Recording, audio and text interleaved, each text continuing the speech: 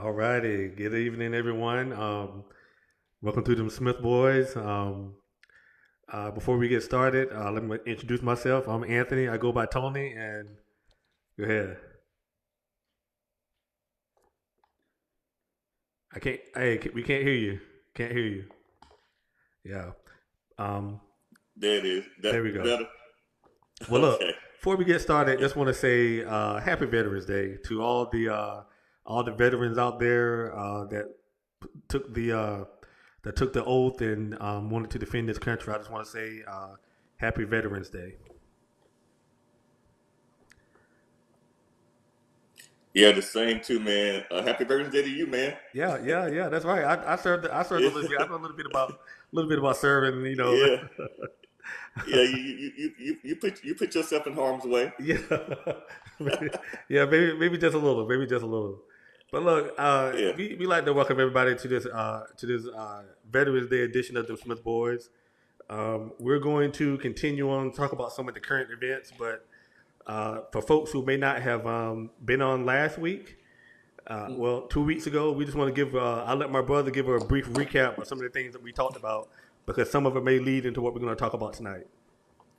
Oh yeah, man. Definitely, man. I think last week we talked about, of course, the vaccine mandates, of course, and the division with that. We also, of course, talking about the voting, Hmm. the voter suppression, and the things of that nature, and definitely um, some of the things, believe it or not, that's happening today, even when it ties down to the Marbury trial and the Rittenhouse trials, that goes back to voting. Because Woo! look, those the reason why I say that, man, is because hey, uh, district attorneys, judges, those are elected officials. And so that's another example of how voting impacts your everyday life. Yeah. And so definitely, we're going to definitely get into things like that. Well, I can tell you today. Well, I guess we can talk about probably the. I think everybody knows that there are two trials going on right now. Yeah. The trial with Kyle Rittenhouse, and then also the trial of the folks that murdered Ahmad. I can't pronounce his name. I just call him Yeah. Double A. Rest in peace. Um, Yes, sir. and so there were, I guess there were a couple, there were a couple of things that happened, and actually, my my brother called me maybe a few. He sent me a message about. Well, I can't even say it. Go ahead, man. Man, look, man, look, man. So the defense today was, I guess, he was a little upset that Al Sharpton was in the house, as they say, and he said that it could intimidate the jury. He said, "We don't need no more black pastors." He literally said this. I may have misquoted a little bit.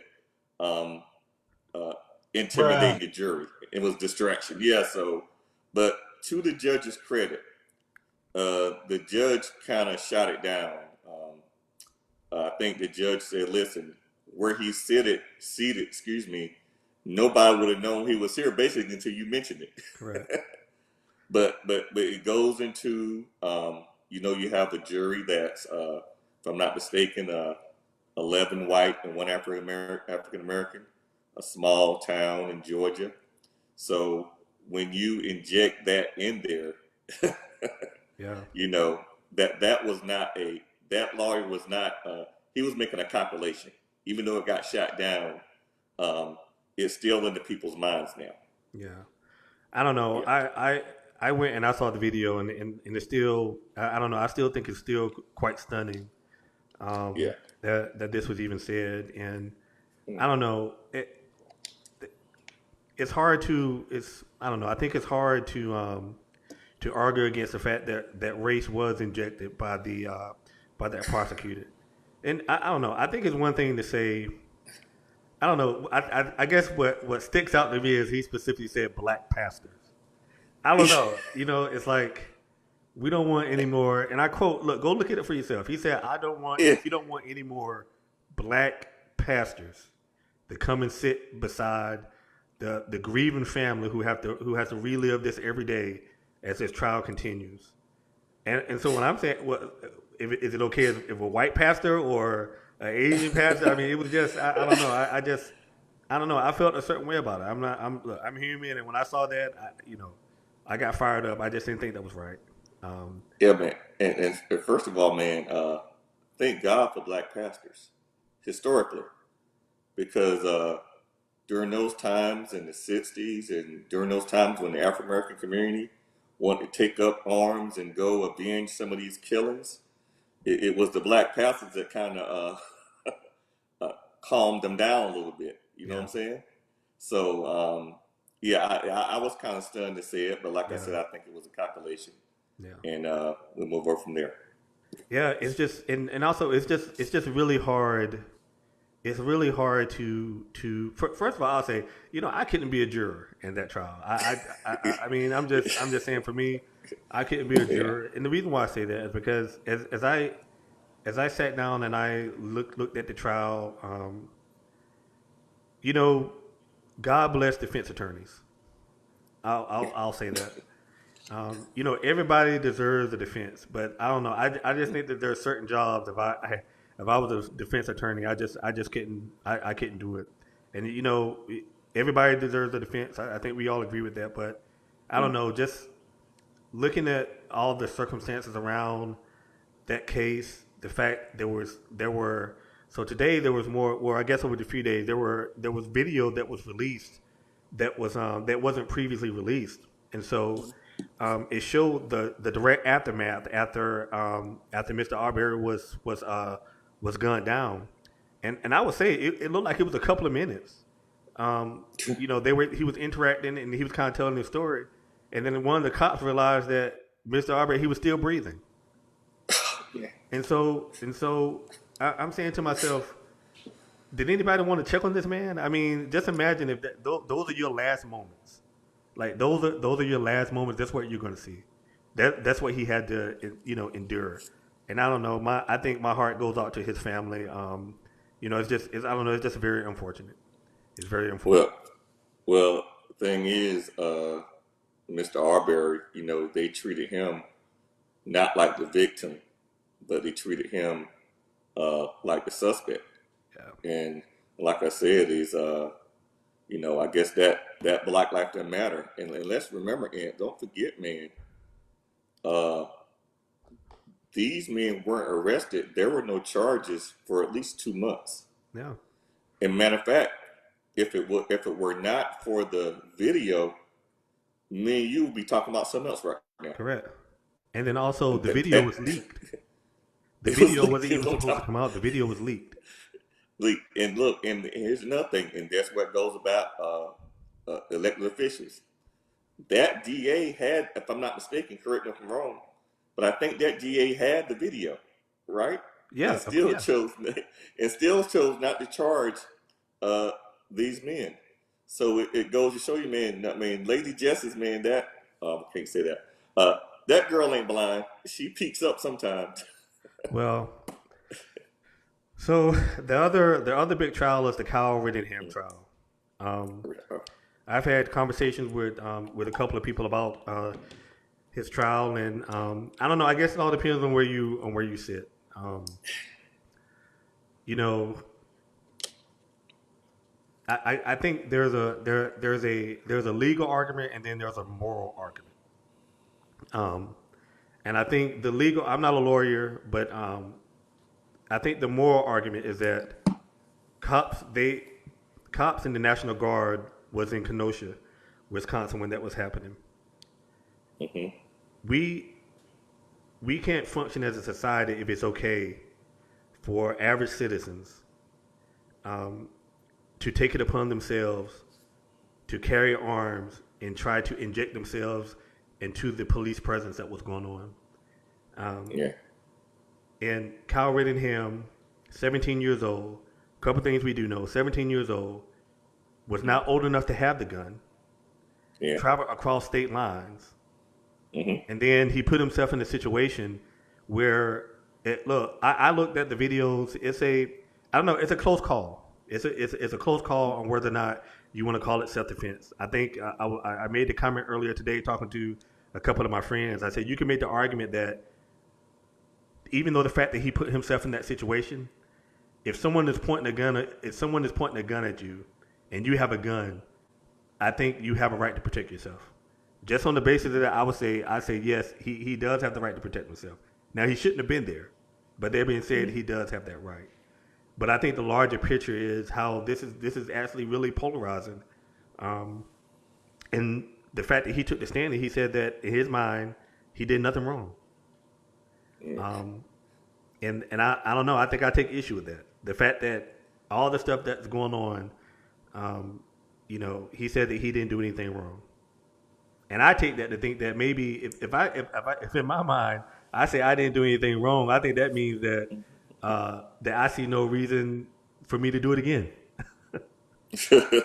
So uh, look, man. Look at this scenario, right? I have a son, right? Cameron, right? Cameron's old enough to carry a gun. He has concealed carry. I think he right, has AR-15, all that good stuff. Let's say during the Capitol riots, Cameron was like, "Man, I gotta go protect the Capitol."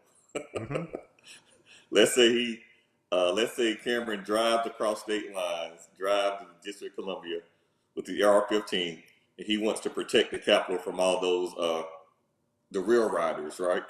yeah, Or insurrectionists and all that stuff. And he happens to, because he feels threatened because some of the Proud Boys, whatever, and he took a couple of shots. What conversation we having right now? First of all, I think the DC police would have shot him. yeah. I mean, it. I think it's one of those things where Yeah, I think Cameron wouldn't have been there. I think that's the whole yeah, part yeah. because I tried to put myself That I tried to that put part. myself in Kyle Rittenham's Yeah. mind frame, and for me, I guess my point is that I would have never been Well, there. his mama took him though. His Yeah, mama.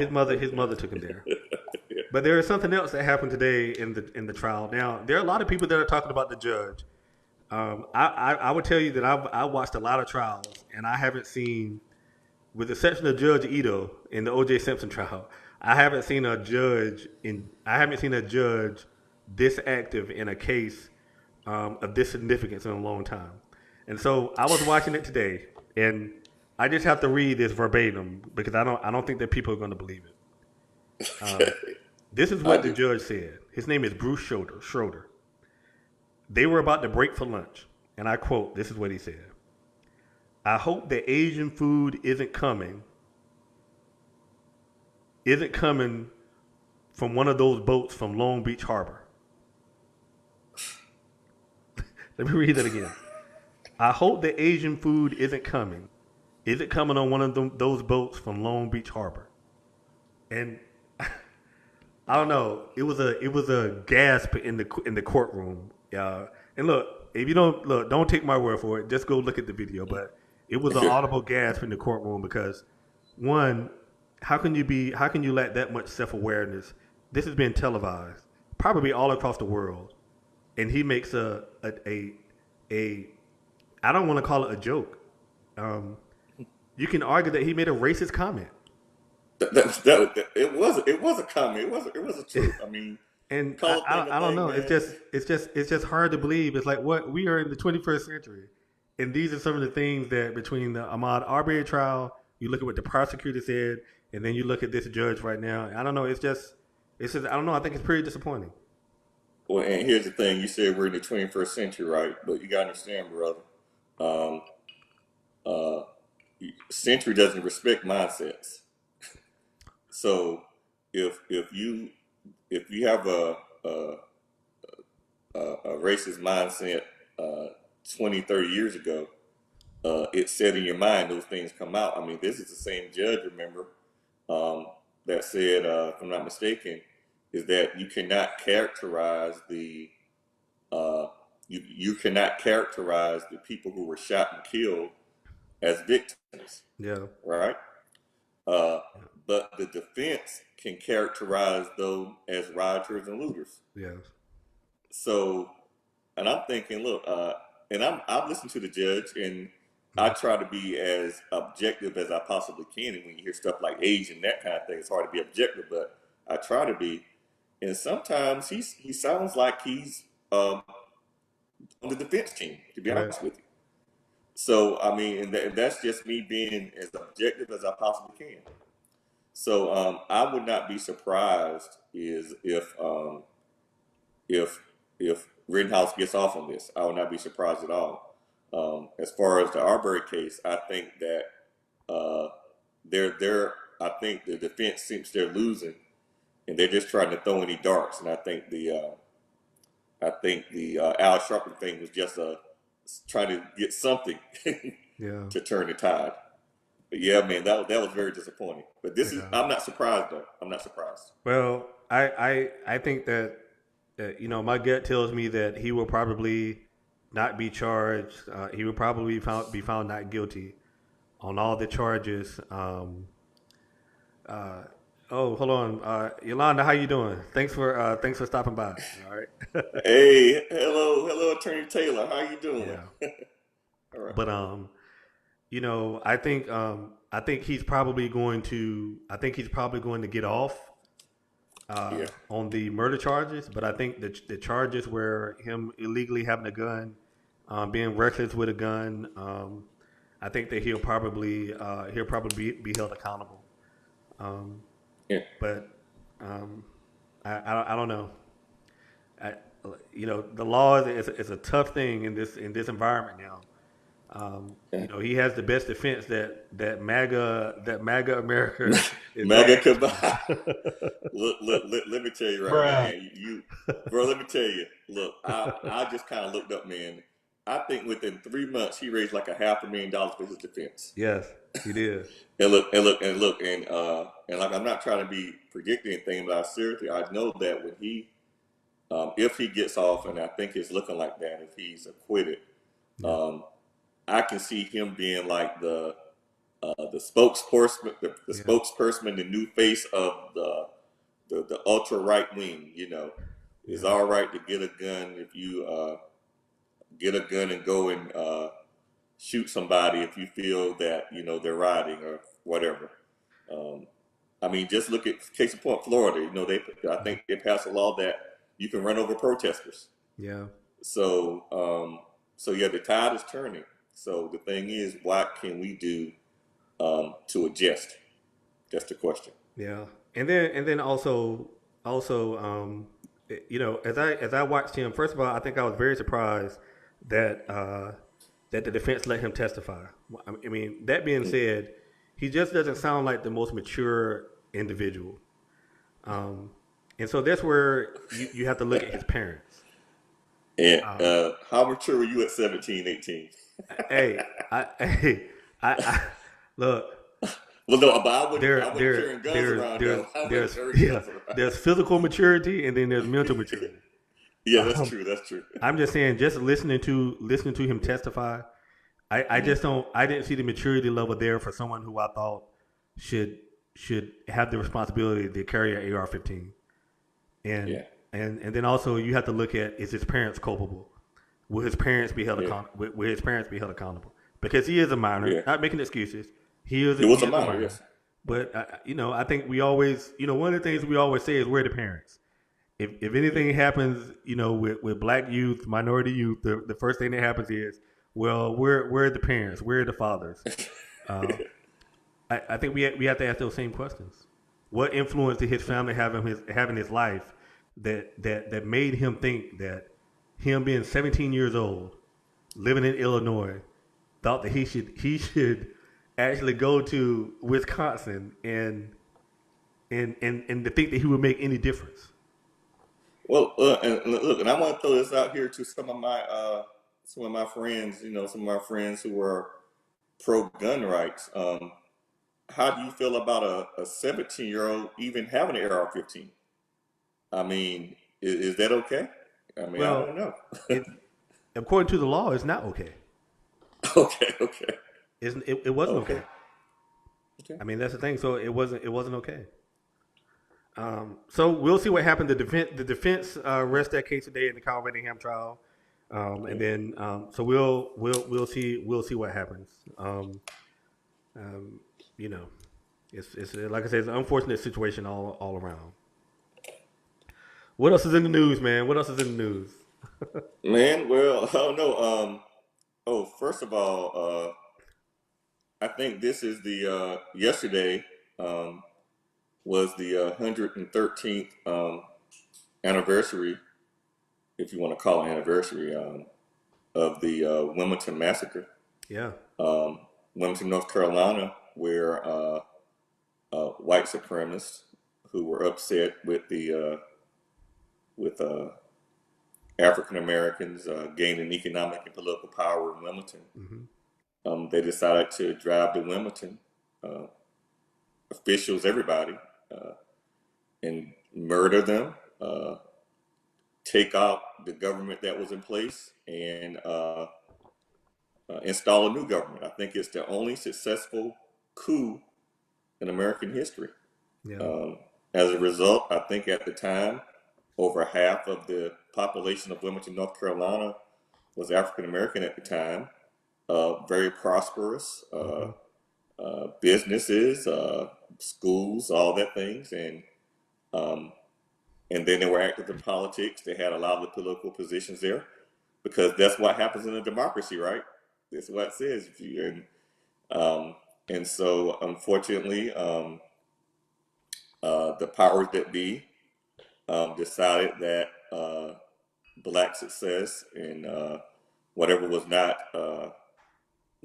not tolerable, and they went and took it out. And as a matter of fact, this was the same dynamic that took place in Tulsa, Hmm. Rosewood, Chicago, other times throughout history where African Americans, in Yeah. spite of the conditions of the day, in spite of Jim Crow segregation, were able to excel and succeed.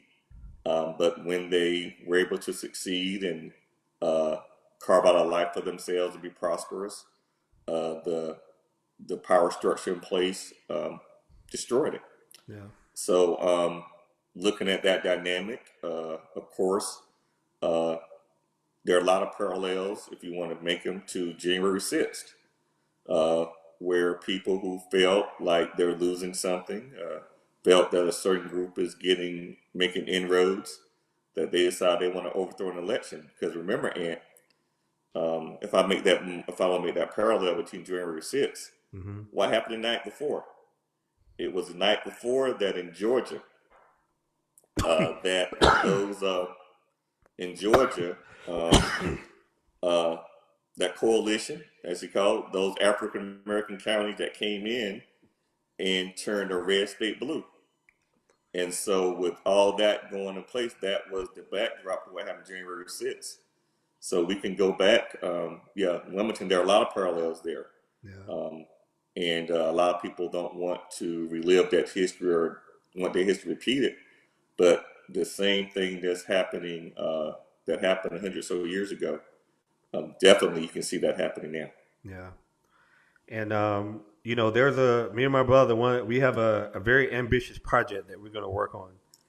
Uh, look, I love history, but I think one of the most fascinating times in history, um, for me, that I love reading about is Reconstruction. Ah, Um, and me and my brother, like I said, we have a very ambitious project where we're going to probably do maybe a 2-3 part series on Reconstruction efforts, and we're gonna attack it from we're gonna discuss it from multiple angles. And I think um, what people will be surprised is, Reconstruction. What happened then, the effect that it still has on present day.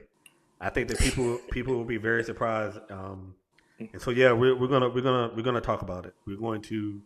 Uh, we're going to provide a outline and kind of talk about what happened, and so especially for the folks who may not have be well versed in history during that time period.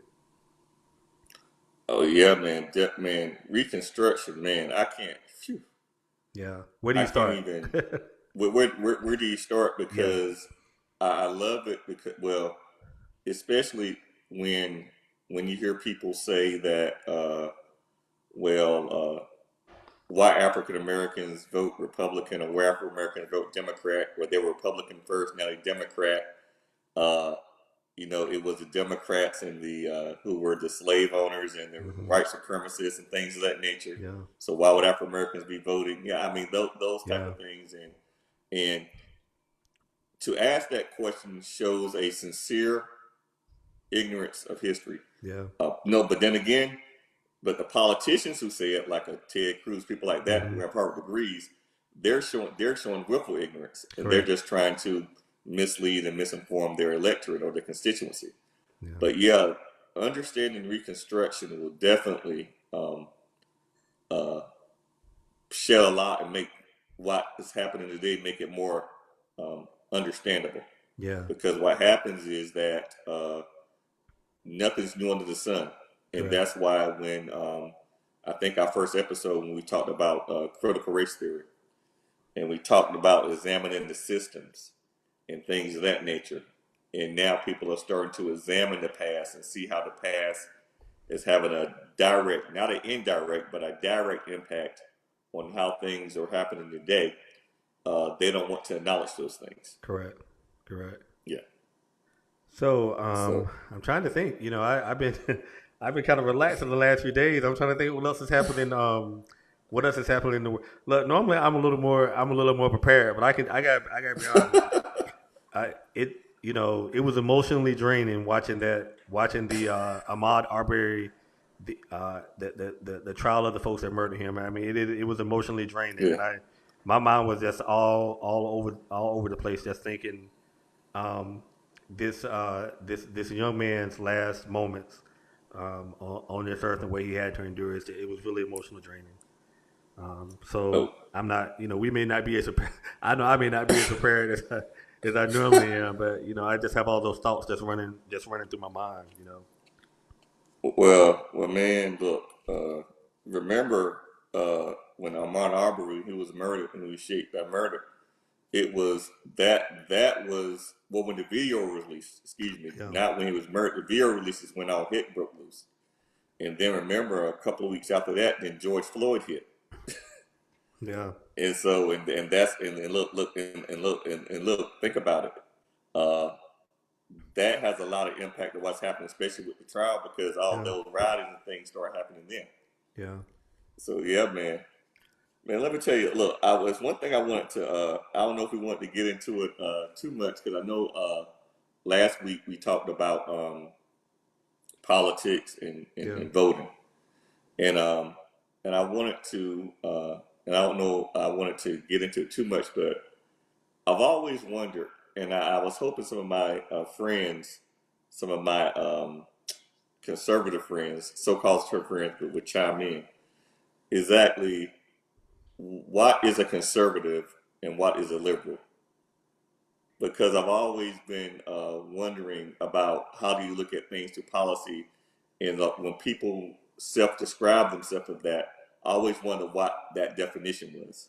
Well, I would take it a little further, and I would say, what's the Yeah, difference between a Republican and a conservative? yeah, yeah. Well, well, Is there a or difference? or a Democrat and a liberal. See, I Yeah, don't see. Here's the thing. I I think that when they say, "Well, I'm for gun rights," so that makes me a conservative. But my daughter and son have gun permits, yeah, yeah, right? yeah, That's what I'm saying. So yeah. I've always wondered about these titles and things of that nature, and what makes people want to attribute those things, especially when it comes to politics. Well, I think the thing is um, I don't like the term. Well, I'll just say that it's complicated. Yeah, It's complicated because and it depends on if you want people to place you in a box. yeah, Um, I am a unaffiliated voter. I have voted for yeah, Republicans, and I have voted for Democrats. I have voted for Independents. Okay, yeah, um, I am conservative and I'm liberal on certain issues. It just all depends. yeah, Um, and I think it's intellectually dishonest just to throw terms out there. Well, this is just the left, and this is just something that the right believes. Just like, look, most of the people I know that are Democrats, they go to church. They go to church. They're in church on Sunday, just like evangelical Christians. But somehow there's a narrative that conservatives are the only ones that care about Christian rights or religious rights. I mean, that's one of those. I guess that's an example. Your example about having a gun. Both your daughter has she has a gun permit, but does that make her conservative or I don't know. I don't know. Yeah, and like I said, I'm sure there's some evangelical conservatives that have abortions. So, um, but yeah, I know exactly what you're saying, man. Yeah. The point is But that I think we have to talk to one another, and yeah, I think that's the real key is to really just talk to people. And I'm gonna be honest with you. Um, I have two really good friends that I think I, that are conservative.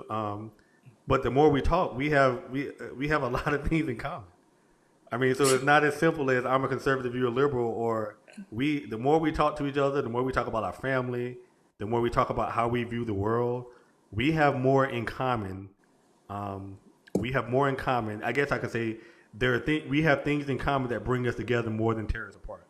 And I think yeah. the way that we found that out is just by having the conversation. Well, well, look, man. Well, can you hear me? I can hear you. Oh, good, good. Yeah, like I said, I'm unaffiliated as well. I'm not a registered Democrat. I'm not a registered Republican. Unaffiliated, and I think that what people need to do, and I think I mentioned it last week. I don't vote. I don't vote Democrat. I don't vote Republican. I vote my interest, Yeah. and what my interests may look like in my local level, where I live in Beulahville or what have you, may look different on the state level, Yeah. and it may look different on the national level. Now, for instance, I think I made the thing last week. Example last week is that as an African American, uh, it's not in my interest to vote Republican on the national level. Somebody say, well, why? Why is that? Because I look at the federal judges and Supreme Yeah. Court justices that Republicans are putting in, Yeah. and these are people that are cutting back from of action. They are not enforcing laws that hold banks accountable for workers discrimination, Yeah. loan discrimination. Um, they are legalizing resegregating schools and Yeah. things of that nature. So on the national level, yeah, I mean that it's not in my interest uh, to vote Republican. Yeah. And so, and that's why I'm saying that's why I think that people need to be more savvy. I think, man, when we get into the Reconstruction, man, this book by William Clay, Just Permanent Interest, he talks about the history of black congressmen from 1870 to 1972, and he had this thing. He said that in politics there are no permanent friends, there are no permanent enemies, there are just permanent interests. Correct. And I said, and I think more people need to look at voting in politics from their interests, not what somebody tells your interest should Correct. be, or try to put you in a box, or use these culture wars to get you off talking about the Yeah! Yeah. I know. Hey, you yeah, come on. I know, right? yeah, to get you off the issues, right? Yeah. And so yeah, so look at, like, for instance, on the state level, like I said, I'm an educator, right? Mm-hmm. And so as an educator right now, North Carolina has not even passed a budget yet, Yeah. to fund educators. And I'm looking at who's holding up the budget. I was in a lively discussion a few weeks ago with our representative, Duplin County's name is Jimmy Dixon. And he was down here at the county commissioners, and he was presenting that those new maps they're voting on, trying to say how good it was and everything like that. And I was in a lively discussion. He was saying, "Yeah, how we just yeah, we got a $20 million prison approved or something like that. And I'm like, well, you got a $20 million prison approved, but what about reaching that money paying the teachers?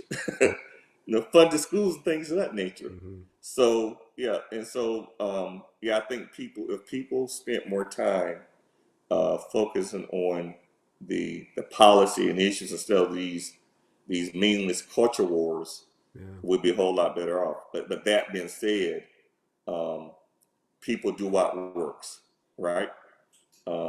And if if having people scared about the invasion at the border, or these black and brown people going to take your jobs and they're going to do all these crazy things, if that's what gets people riled up, stop the steal, they stole the election. If that's what works, then of course they're going to do what works. And the last time I checked, there are a lot of people still giving hundreds of thousands of dollars to Mr. Trump to help him get reinstated.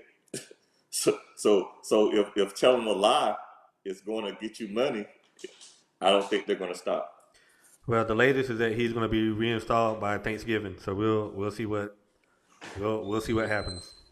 Look, man, Yeah, look, I mean, I'm trying. It's not, it's not funny, man, but it's like, yeah, that's the last that I heard. we laugh at that, Yeah. right? But I think one of my good friends sent me an article saying that 1/3 of the Republican Party thinks that it's okay to use violence to try to protect the democracy, right? So and then even more than that, believe the big lie in reference to that Trump. So if people are still clicking the dollar sign and sending money to it, do you think they're gonna stop? Well, I mean, let's just talk about polls for a second. Uh, I mean, I don't know. I don't know. I just think in my circle, the circle of people that I hang around, that I choose to associate with, we don't have those issues, and I think Yeah, that's the hard part. I mean, because you know, what I look, there's a I don't I'm not look there's a if you have Netflix, I want you all to, and if you're listening now, I'm gonna type it in. It's called The Social Dilemma. Let me type this in. social dilemma. Social dilemma.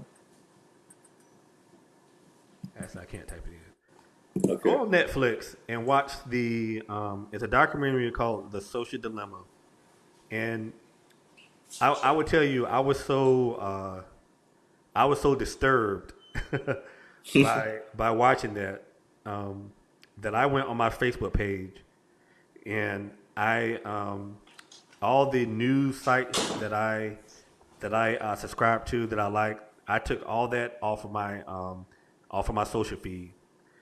So that means I no longer saw those. And a funny a funny thing happened. I'm of the opinion that sometimes outrage can be people can be addicted to outrage. Yeah. I believe that.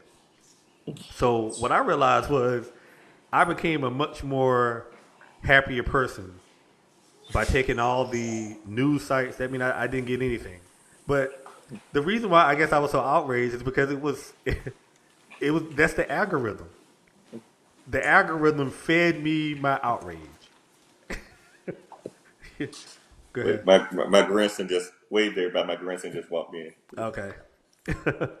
Hey, what's up? What's up? All right. Yeah. But look, I was addicted to outrage, and Facebook gave it to me every single day. Look, man. What I did, man. What I do. Look, when you look at like MSNBC and sometimes in Fox News, I don't look at it. Daily Co- exact. Look. The best thing, a professor told me something a long time ago, changed my life. Over 20 some years, 30, almost 20 years ago. Because we were in class and they were talking about biased, unbiased things like that. That's when Rush Limbaugh was coming of age and Yeah. all this stuff was going on. NPR, man. NPR, BBC, man. I look at those, listen to those stations. That's all I listen to for my news for the most part. Because when you listen to them, you can't tell. You can tell they don't have a dog in the fight, right? It's like when I see somebody reporting on somebody, whether somebody talking about Donald Trump or talking about Biden, whatever. If I see the person talking about them and you can see the contempt, you can see the obvious bias. I don't deal with that. I like NPR, BBC, Associated Press, straight down the middle. They give it equally to both sides, right? Um, so yeah, I know what you're saying, man. Because I feel sorry. I can see why people will pick up a gun. Unfortunately, hate to say it like that, and go do damage like that. Because if you sit down and you ingest some of this vitriol all the time, and it's feeding your psyche, and it's feeding your soul, and you'll drive to DC and take over the Capitol and defecate on the walls of Congress and all those things. Yes, you would do that if your brain has been infected with all this nonsense on both sides. On both sides. Um, Even the gentleman, even the boy that went and killed the people in Charleston. Look at the literature and stuff that he was ingesting. Mm-hmm. And so yeah, I know exactly what you're talking about, man. I've had friends. Look, when I called a close friend, I'm not going to say his name. He's blocked me and everything like that. We were high school together. I thought we were friends, but we had a friendly wager, right? A friendly wager. The wager was if Biden won, he had to put a picture of Obama as his as his profile pic, right? And if Trump won, I had to put a picture of Trump as my profile pic, and I was ready to do it, right? Mm-hmm. After that first night, and look, and I was texting. So we were still on, and then after a couple of days when with obvious Trump had lost, right? I guess he started listening to that media about the steal. He said, yeah. He said, well, let's wait and see. Next thing I know, I'm blocked, right? And I sent him a text. I said, hey, dude, did you block me on Facebook? No response. And my last response to him was, well, I guess the bet's off then, right? That's the last. Ain't nobody got time for that. That's, but it goes to show you, man. It goes to show you that politics is this type of thing is polarizing. As a matter of fact, as a history teacher, I think every history teacher should spend at least, it's just my opinion, at least 2 or 3 days, at least 2 days, breaking down and dissecting George Washington's farewell address. Well, and the reason why I say that, because people say, well, how can you say that George Washington, he was a slave owner? I say, no, being objective. History is history. He literally predicted what was going to happen as far as the danger of political parties, sectional differences, the passions of men, revenge, things of that nature. What we're seeing now is what he predicted in that farewell address. It's eloquent, believe it or not. But I don't want to get too far off. yeah, I want to. Yolanda, she has a comment. I think if you're on the live broadcast that you can see it, but I don't know. I kind of want to go back to Facebook to talk about social media. Because I don't know. I used to think that sometimes, regardless of what platform it is, regardless of the platform, Mm-hmm. it's still the person that's ingesting the information. But meaning that if you give anybody a platform, they determine whether it's going to be good or bad. But I'm just saying, I'm really stuck on the social dilemma because people are making money off of feeding people hate. Yeah. And I don't know. I think the question is, we don't have to answer this now, but I wonder what if you're listening I want to know what you think. Do you think that Facebook, Twitter, that it should be regulated?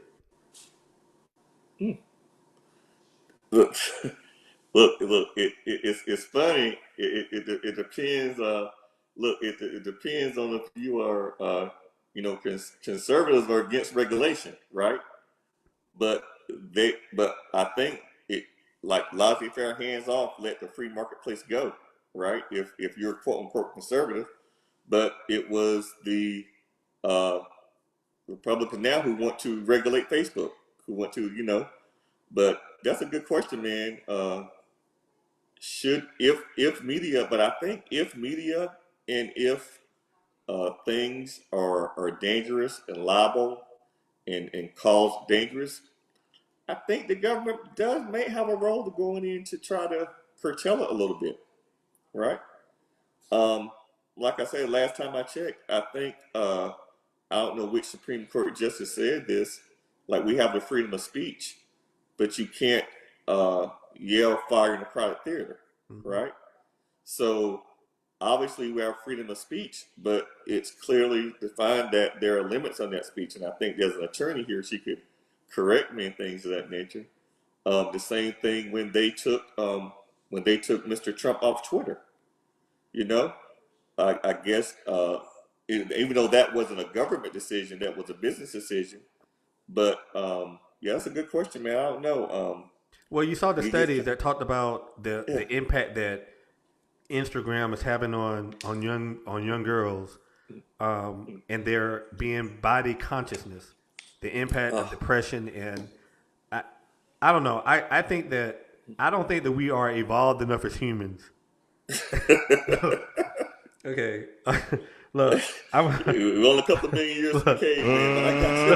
Let's get ready to Hey, rumble! hey, I don't think I don't think that we are evolved enough as humans to be able to deal with social media the way that it is now.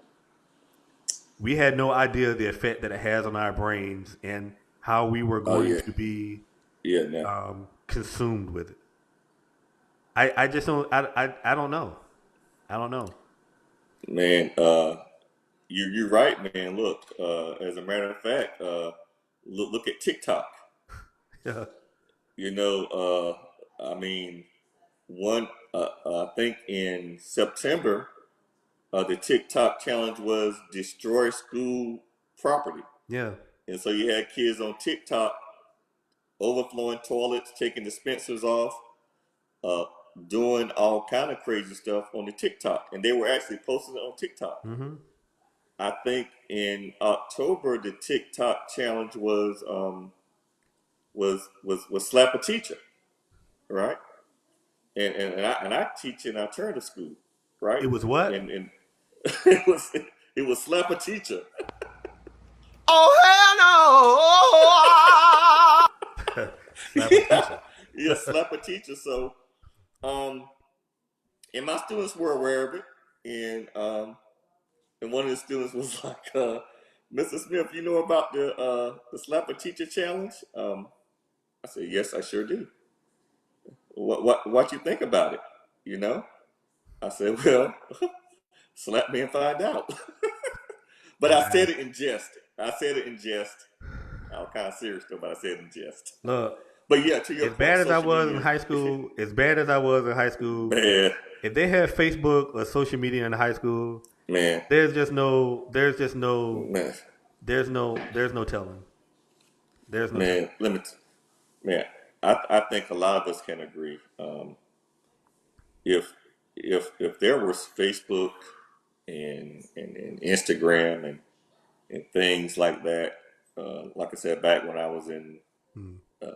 college and things of that nature, man, and those things could be brought up now. I'm not saying I committed, felonies or anything, but people went to Freaknik and all that stuff like that, and Yeah, if those things were, man. You be man, I canceled. don't know, man, huh? I'd be canceled. I mean, I'll be canceled too, man, because I mean, think I'm thinking about my formative years when I was immature. Hmm. Even I'm talking about as as a college student, it's still immature. And some of the things I said and beliefs I held and things that were ignorant and offensive to people that I Yeah. hadn't matured yet. If those things would have been memorialized Yeah. and those things were brought up now, 20 some years later, 49, and somebody pulls a clip of me saying something or Yeah. crazy, whatever, I mean, yeah, I'll definitely be, I'll be in trouble. Yeah. As a matter of fact, my daughter, she had an HR internship this summer. And part of her internship, she had to not scrub, but go through and look at the social media of potential applicants. So part of her was to go literally their Twitter, whatever, and see everything they put up there. So yeah, uh, social media definitely is having an impact. Speaking of counsel, all right. Can we talk Uh, about David Chappelle?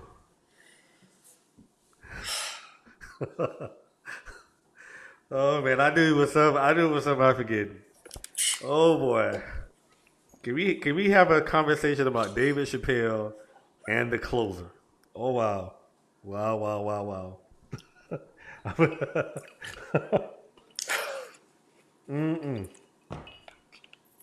is that soda you drinking that? Yes, Okay, yeah, okay, it is soda. okay. I I just like spherical ice in it. That's all. okay, Yeah. okay. Boy, boy, boy, David Chappelle. So look, I'll start off and I'll say, look, Okay. I've been a David Chappelle fan ever since he did the movie Half Baked. I mean, I've been following David Chappelle for a long time. Robin But Hood Men in Tights. Go back a little further. yeah, but look, this is. So I'll say this: we have to talk about this in segments. So Okay, okay. let's talk about David Chappelle, the closer, and then we'll talk about the backlash that he received from the LBGQ. I don't know all the alphabets. IA, I think. Yeah, I don't know. And I think we need to bring somebody on there from that community to explain that to us too. Yeah. Okay. Um, David Chappelle, especially when he had the Chappelle show, Yeah. he used the N word, and you know, three or four seasons. I would venture to bet that David Chappelle used the N word probably, I don't know, hundreds of times. I mean, And that's being conservative. and that's being conservative. The point is that there were no one off limits as it pertains to comedy. Okay, Yeah. and I think one of the things, comedy is one of those. Oops, did I have a? Oh, there I am. Okay. Yeah. Yeah. Just be for a second. Yeah. Yeah, there's no one off limits as it relates to comedy. But no one had an issue when David Chappelle was saying the N word. No one had an issue. But now his last two specials, he made fun of, like he does with everybody equally. He made fun of people that were in the transgender community, and then they staged the walkout for on Netflix because they didn't appreciate that. He also made fun of the Jews. Yeah, Uh, he also did a Martha King joke if I'm not correct, mistaken. correct. MLK. So equal opportunity. Yes. Yeah. I guess the question is anybody off limits as it pertains to No, comedy? no, it's not. And I think Dave Chappelle. He had a follow up. I don't know if you saw the follow up. It was like a 5 minute follow up. I forgot what it was called. I saw the follow up. Where he follow. Oh yeah, where he kind of said how people are now trying uh, to cancel him now, trying to stop his movie from going out and things of that nature because of the jokes. Man, here's the thing. Man, I tell people, man, I think that Dave Chappelle is the GOAT, the greatest. And when I say greatest, I mean as far as being able to own and control himself. He can be as authentically honest as he wants. I mean, Dave Chappelle, he doesn't even promote. He literally, when people have promotions and you got to go through the middleman and stuff like that. No, he calls people and say, look, I'm going to show up here. Mm-hmm. And that's it. He was the one that I think was able to get his name back and get all that back pay from Comedy Central things, HBO, things of that nature. So I think that Dave Chappelle is a brilliant on social commentary and things of that nature. I just think that the community. Here's the thing.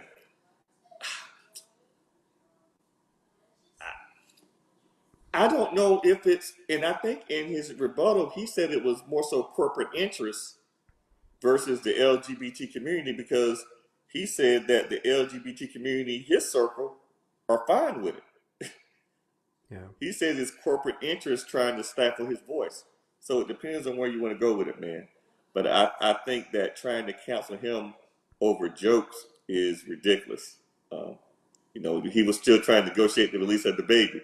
He kind of Yeah, that was probably one of but this is the issue though. This is the issue that I think about. okay. How could this is it's I mean I got to be careful. I got to be careful. I don't want to get canceled, so I got to be. You want to get canceled, man? Look, the, but text me the question, I answer it because I don't get no. I'm just gonna leave it alone. I'm gonna leave it alone to be continued.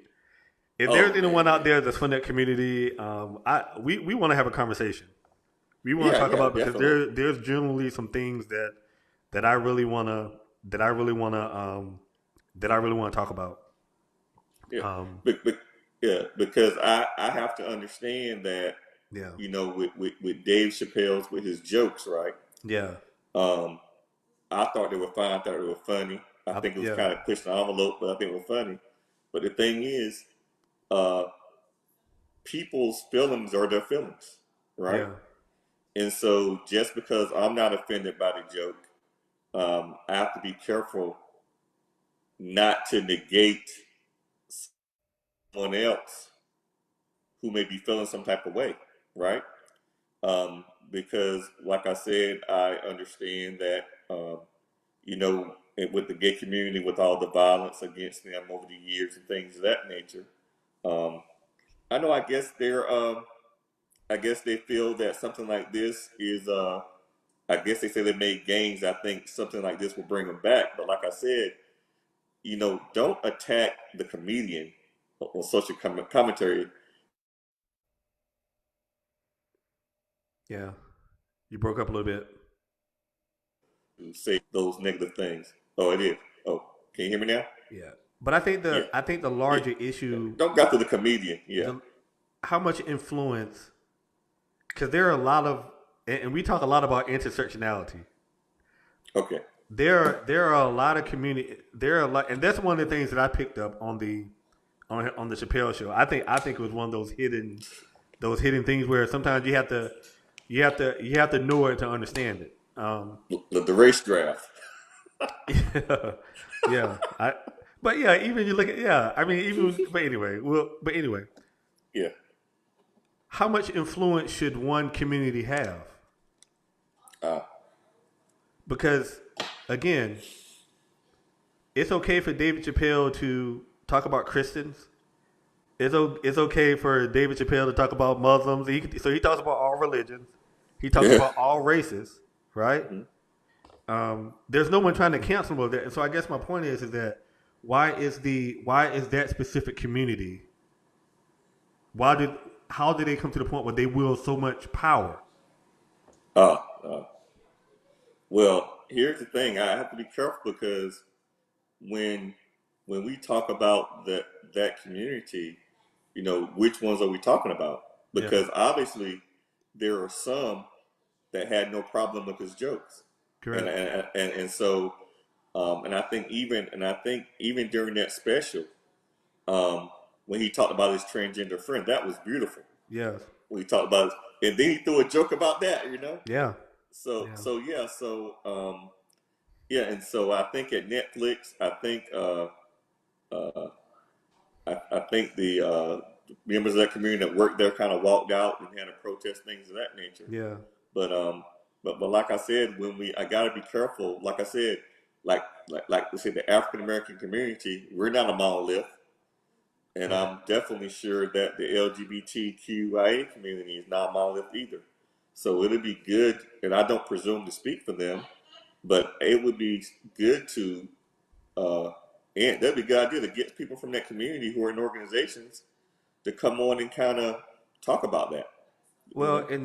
and I'm sitting back here thinking now, and I'm saying to myself, we talk about a lot of different subjects, but why am I so uneasy talking about this? Yeah, see that part. I was surprised. Ant, they ain't have a punk moment. Well, Shots fired! Shots fired! that's my point. I'm normally not at a Yeah, loss for words, but why yeah, am I at a loss for words?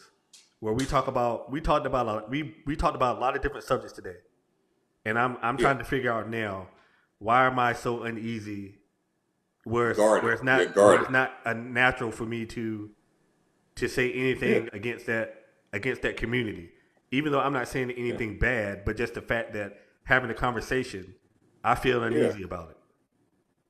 yeah. And it goes to show you that obviously there is some type of influence, right?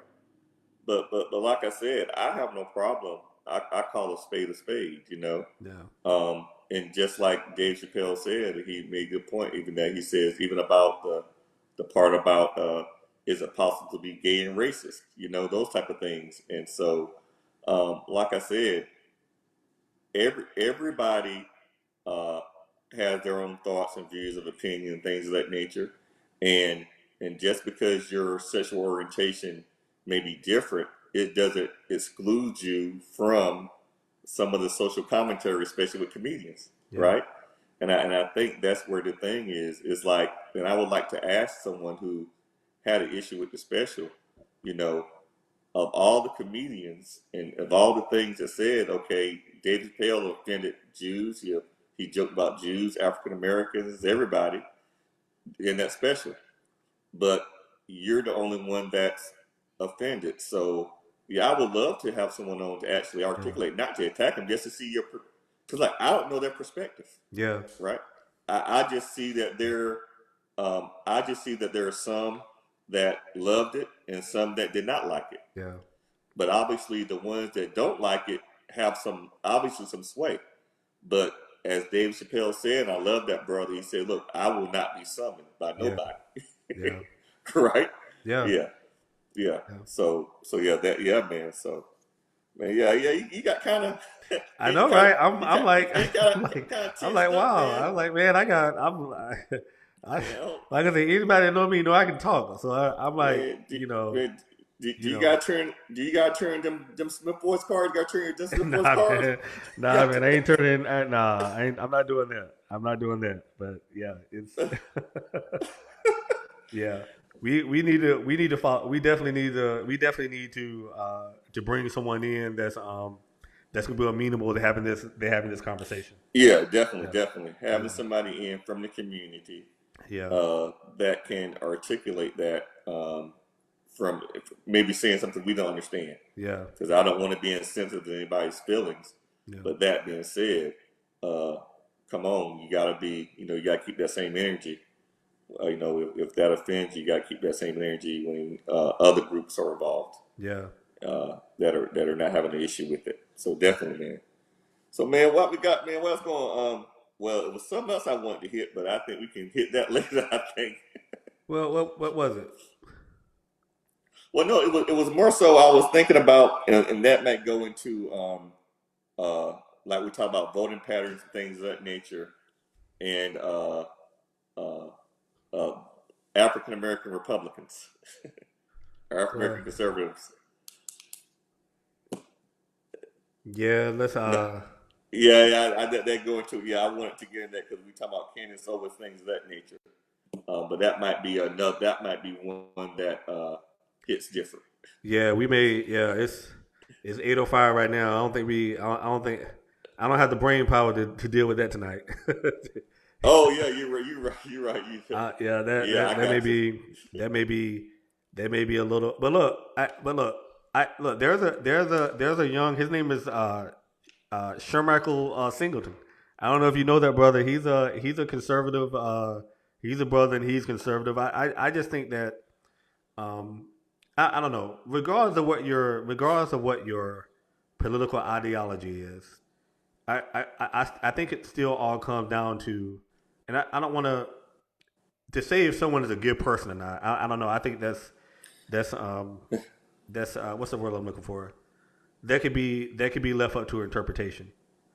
But I think your goal is either to build bridges or to destroy bridges, and Yeah, it doesn't matter which side you're on. If your goal is to use your platform to sow discord and division, I don't know. I just don't have time for that. yeah, I don't have time for yeah, that. you're right. And I think the sad thing is that there are people who know better, and like you said before, that are benefiting, profiting off of this discord, Correct. right? Keeping people at each other's throats. Correct. But yeah, man, we definitely gotta get. But yeah, but we gotta get a. I still want people who call themselves conservative or Republican. I mean conservative or liberal. I still want to uh, get a good working definition so we can go from there. Um, Yeah, look, because yeah, I've had conversations with people who say they're conservative, and I was like, well, what do you think about so? And that's the thing. What do you think about so and so? I don't believe in that. Or what about? Oh, I don't believe in that. I was like, well, that's one of the 12 exactly. conservative principles. I mean, how can you know? So a lot of people like Yeah, they just throw these words around. I mean, that's what I mean. What does it mean? What does it I mean? think What does it mean to be a conservative and liberal? But more importantly, how do you live your life? I think that's yeah, more important. That's more important and tells me more about your character than what you call yourself. That's why I'm not too keen on labels. yeah, I think yeah, because like I said, they say, well, if you're uh, if you're patriotic and you believe in the Second Amendment and patriotic, believe in the Second Amendment and go to church, then you're conservative, right? Well, then that's Uh, me it because I'm doesn't mean patriotic. I yeah, believe in the Second wait. Amendment, and I go to church. So am Yeah, I a conservative? and so I don't know, man. Then they say, well, you believe in the Second Amendment, but you don't believe in the 13th, 14th, and 15th Amendment. Yeah, yeah, so, so it goes to show you, man. Yeah, we definitely got to get into that a little more, man. yeah. Well, look, I think we're gonna sign off now. It's a little after 8, so we want to thank everybody Yeah, for spending the hour with us, and also let us know what's on your mind because we want to know what you all want to hear, what you all want to talk about, what subjects you all want to talk about. So as you're listening to this right here, just yeah, kind of think of some things that's on your mind because me and my brother, we know a lot of people, but sometimes we can be in our own little yeah, bubble too. So just throw some yeah, topics up there of interest, and hopefully we can address it because we do really appreciate you all taking the time to support yeah. this. Oh yeah, yeah, definitely, man. Yeah, me and my brother, man, we could, we can, we could talk, we could talk all day, man. But we Yeah, definitely want to hear, what are other people's thoughts and opinions. Like not to, and even if they have thoughts and ideas that may be um, contrary to what you believe, it's good to come and ask a question and to kind of yeah, challenge your thing. Because, like I said, I don't presume to know everything. I don't presume to have all the answers for everything, and I yeah, love to be challenged. And one thing about me, I'm not so I don't suffer from cognitive dissonance. yeah, If someone shows me my thinking is incorrect, yeah. definitely I can adjust it, Ex- because that's where intellectual honesty comes in. Correct, correct. Well, we're signing Yeah, off. Everybody enjoyed their yeah. evening, enjoyed their weekend, and we'll see you in a few weeks. All right, peace. See Yeah. you 2 weeks. All right.